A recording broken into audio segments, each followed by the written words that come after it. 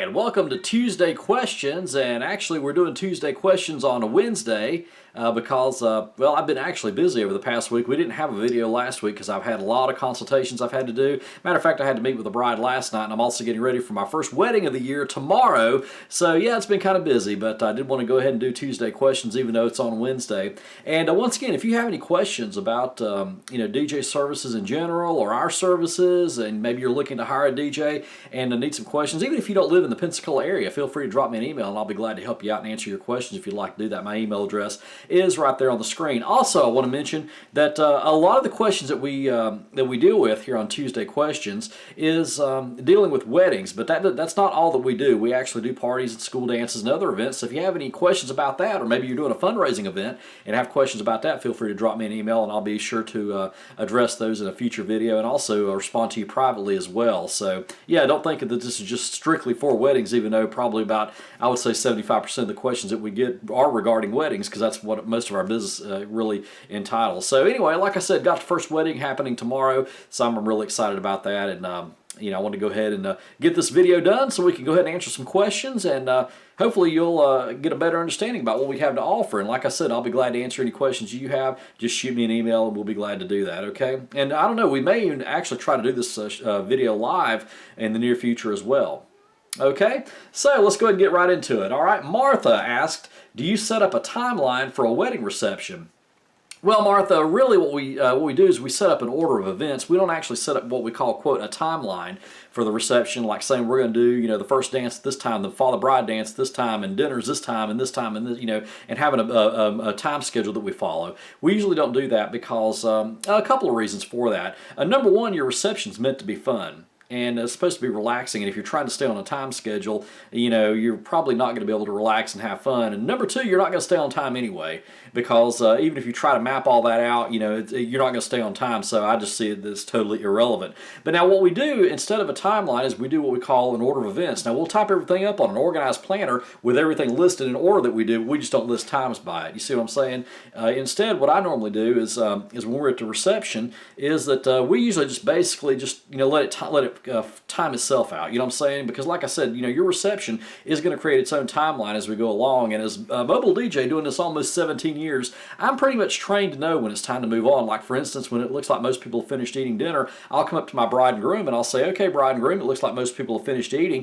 Do you want to do your toast and your cake cutting in about 10 minutes? And that way, if the bride wants to go and, go to the bathroom and freshen up, or, maybe, I don't know, she has something else she has to do or something like that, she's got time to do that. And then also I would check with your photographer as well and make sure that they're ready. I'd say, okay, here's a heads up, we're going to be doing our toast and our cake cutting in about 10 minutes. And so we do it that way, and we just kind of let it pace itself rather than, look at our watch and say, okay, it's 7 o'clock, we got to do the toast and the cake cutting now. And, have somebody yell out, hey, the bride's in the bathroom or something like that. So we always make sure that we time it out to where it works out best for the bride and groom and the photographers and all the other vendors. So like I said, you really don't need a timeline for the reception.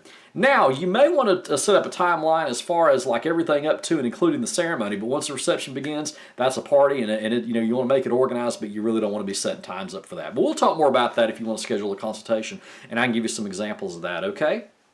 Alrighty, Pete asks, how do you become a mobile DJ?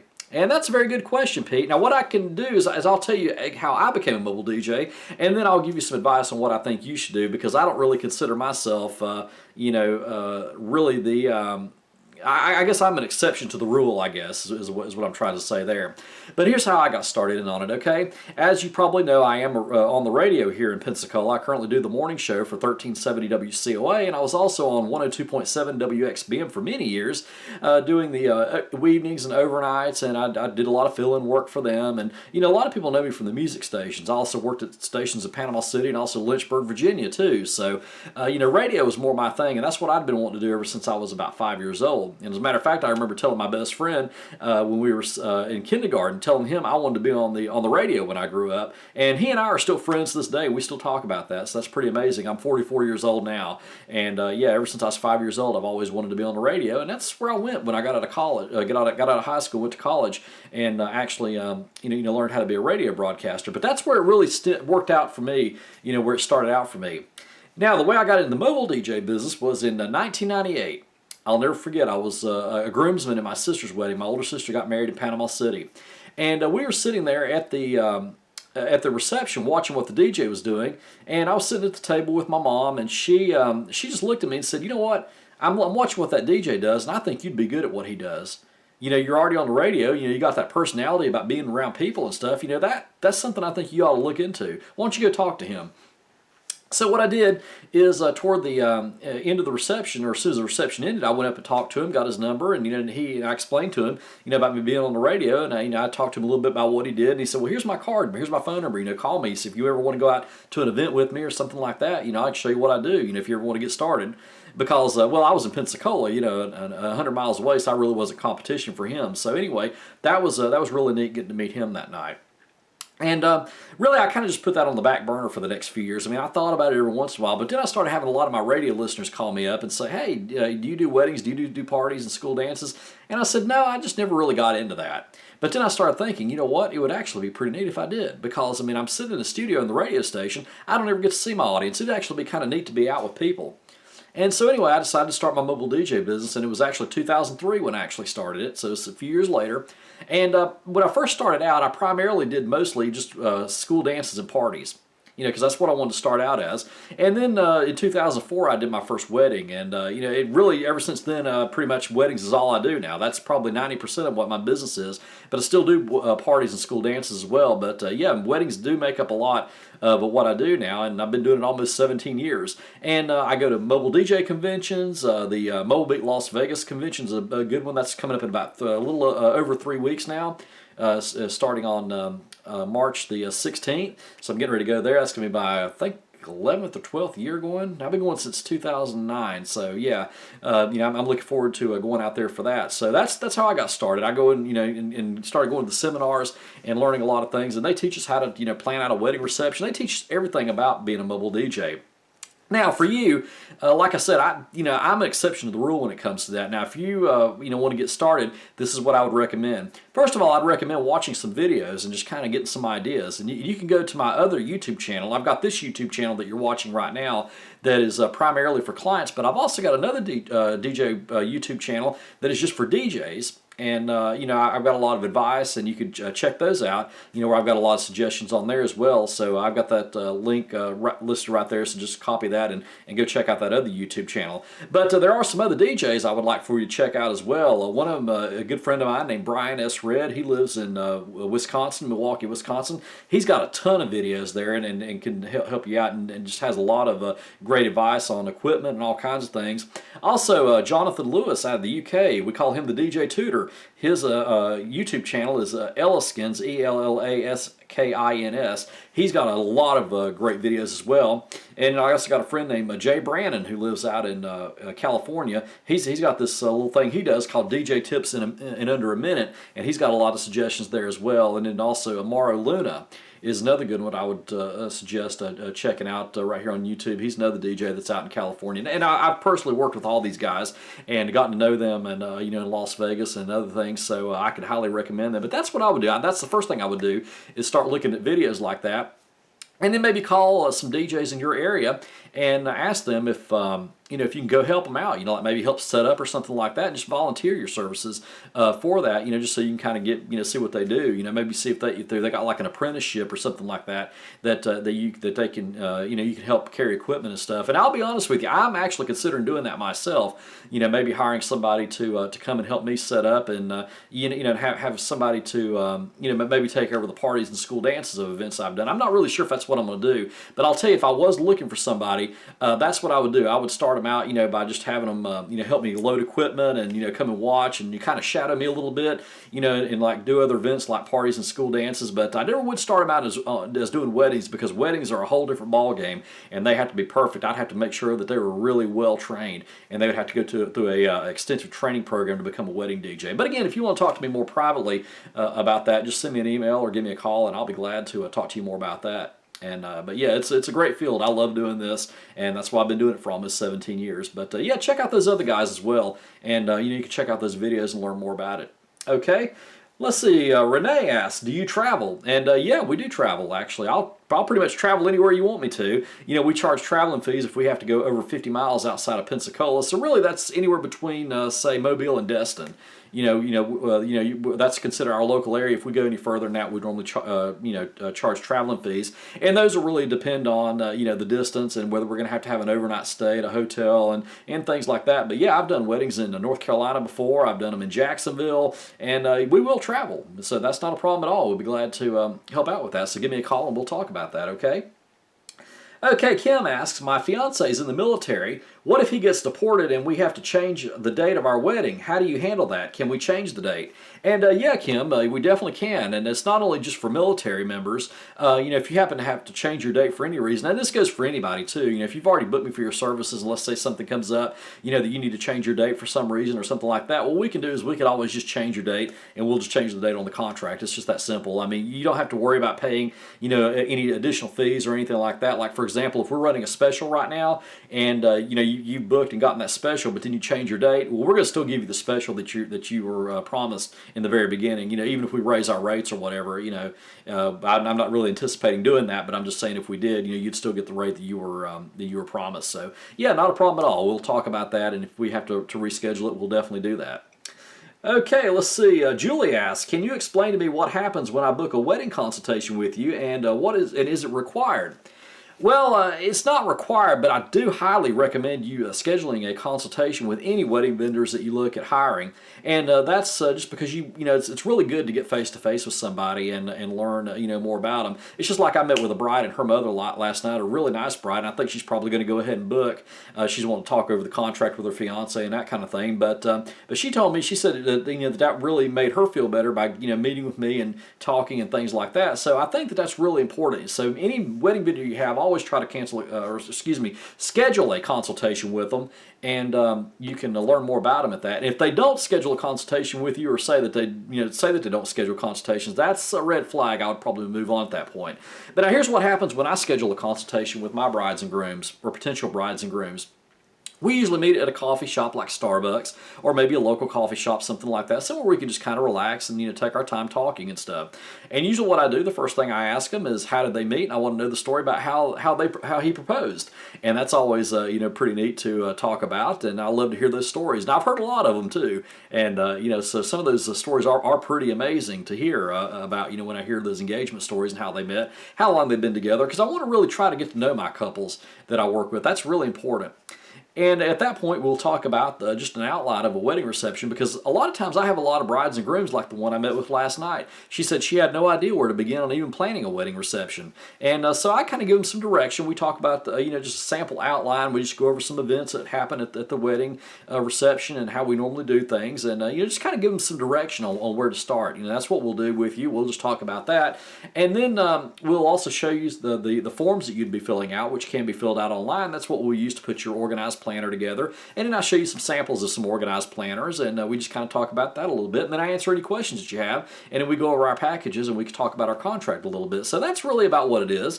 And you don't have to worry about booking right there on the spot or anything like that. I mean, I've had plenty of couples that want to read over the contract and take it home with them, maybe book a couple days later, or whatever the situation may be. You're definitely welcome to do that. But really, the consultation is just a friendly time for us to kind of get to know each other. Let's just see if we're the right DJ service for you, and we'll just tell you what we have to offer. We'll look at what you're looking for, and just kind of get to know each other. And that's really what it is. So definitely give me a call, and we'll schedule a consultation, and we'll talk more about your wedding at that point, okay?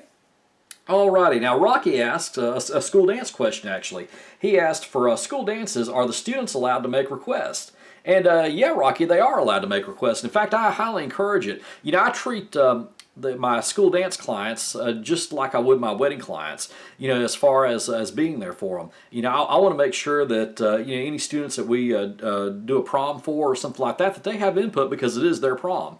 And what I like to do is just the same thing. I like to come to your school and meet with you guys and talk to you about your prom, what you're looking for. We'll talk about music and a lot of other things. And yeah, I definitely do welcome your request. And as far as students have asked me that, they say, well, we're not sure if the song that we're wanting to play or request or anything like that is appropriate. And here's what I say to that, okay, is if you have any questions about whether a song is appropriate or not, just take it to your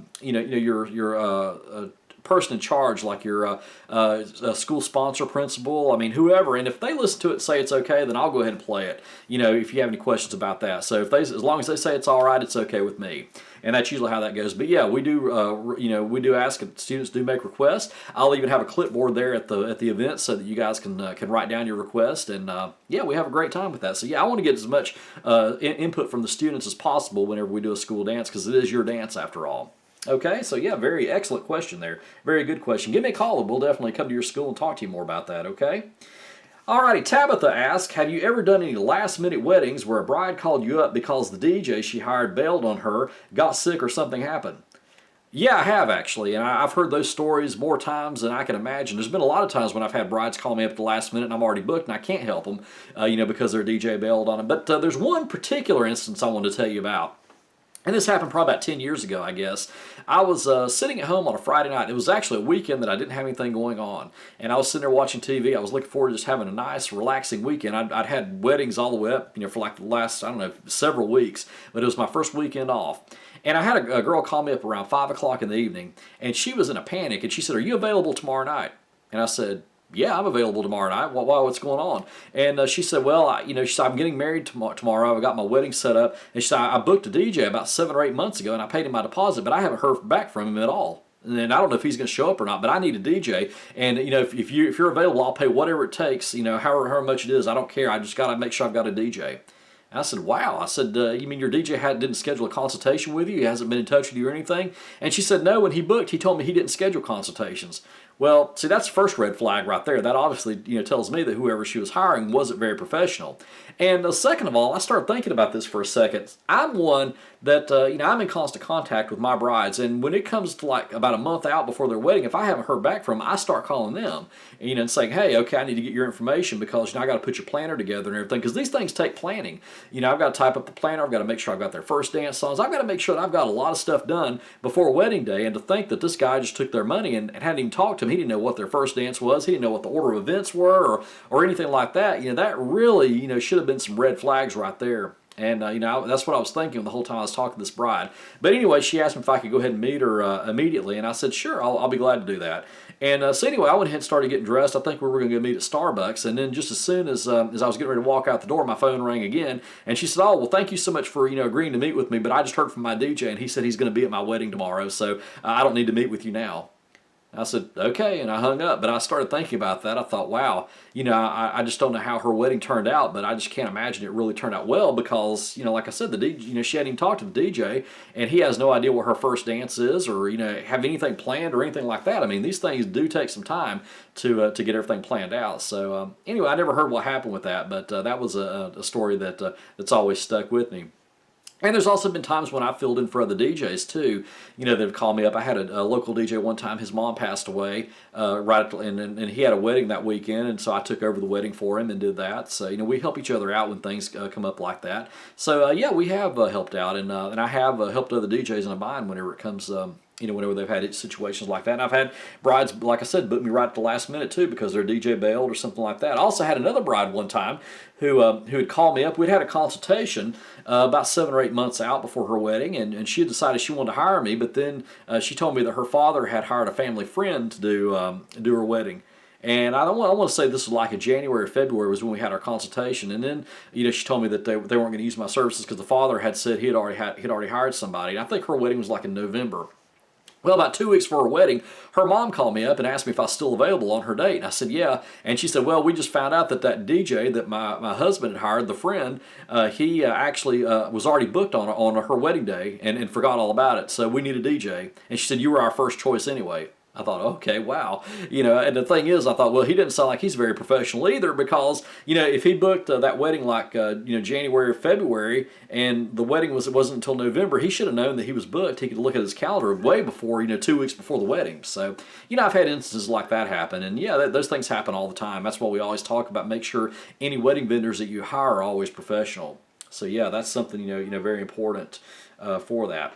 So anyway, that's all our questions for this week. And if you have any questions for next week, just feel free to drop me an email, and I'll be glad to answer it. My email address is right there on the screen, and we'll be glad to answer those. And you can always give me a call or send me a text, and I'll be glad to text you back, and then also again answer your questions in the video next week as well. So anyway, hope you enjoy the rest of your week. And we've got Mardi Gras coming up this week in Pensacola, so if you're going to be taking a part in those activities, enjoy yourself, and we'll be talking to you soon. So once again, thanks for watching. I'm Stacy Knowles, Entertainment Director for SNDJ Entertainment, and have a great rest of your day.